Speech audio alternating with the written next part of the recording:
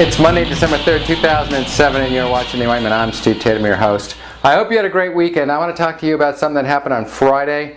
You know, this Clinton hostage crisis at her New Hampshire campaign headquarters. So I hear about this crisis, and of course I turn to the most reliable news source available, Fox News, and I learn all about the crisis. Quote, there is an ongoing situation in our Rochester, New Hampshire office. So I want to reconstruct what happened.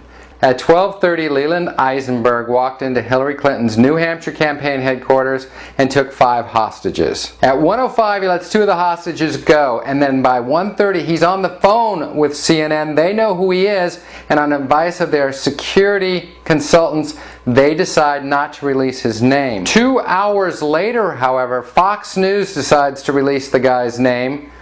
Apparently they don't have security advisors, and also apparently they don't have very good sources because the name they release is Troy Stanley. With us right now is Rochester resident Arnold Bennett.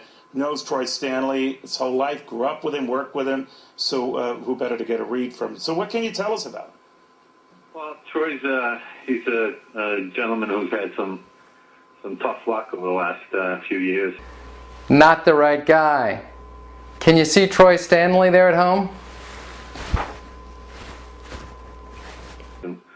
We've been trying to kind of talk him down here over the last few months, but obviously it's escalated a little bit more than we expected. That had to be a nice surprise for Troy.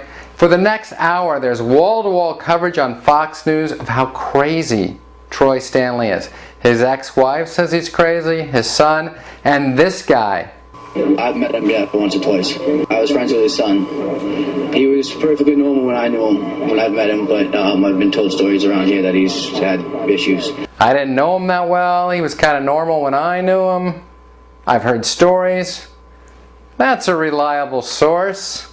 The one phone call they didn't make to check out this guy's story was CNN, who, while they're announcing Troy Stanley's name, is talking to Eisenberg on the phone again. But luckily, all's well that ends well. Nobody was hurt. Eisenberg has been taken safely into custody. And Fox News, for their part, they've corrected their mistakes, because if you go to foxnews.com now and you search videos, there's no record of Troy Stanley.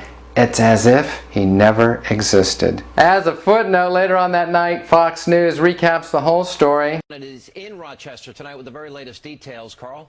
And not surprisingly, the name Troy Stanley is not mentioned, although the name that is mentioned is Hillary Clinton. They say that she could exploit this event, and she must be careful not to exploit the event. It'll give her a little bit of attention, and there is a political benefit in that. She has to be exceedingly careful not to look as though she's milking it. If she steps over the line and appears to be exploiting what is obviously a crisis situation, thankfully averted, that could actually rebound against her in a very negative way. But in a purely craven political sense, there's an opportunity here for her to dominate the headlines for the next couple of days, because this will be the news story in New Hampshire and in Senator Clinton, listen to Fox News.